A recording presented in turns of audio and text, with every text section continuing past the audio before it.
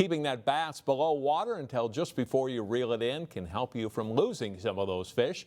Terry Tuma explains in this week's Channel 12 Fishing Tip. To prevent big bass from jumping, a great way to do this, if you start to see that it's going to jump, is just take that rod tip and drop it down to the water column about 10 to 12 inches below the surface. That usually will take care of that jumping, thus avoiding losing that bass. If it's not jumping and a big bass is coming towards the boat, you're going to start to see that line rise up in the water column, and you'll see it starting to come up on the surface. At this time, then take that tip of that rod and again lower it into that below the water surface about 12 to 14 inches. Again, that will prevent that fish from jumping. And what you're doing here is you're keeping that head from shaking and also from throwing that lure bite. You're sort of controlling the head, if you will.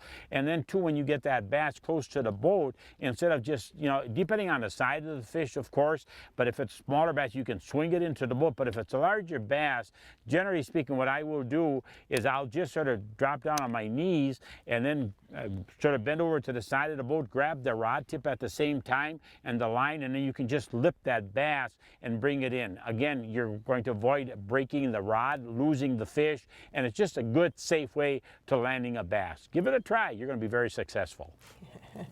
All right, thanks, Terry, and that is it for sports.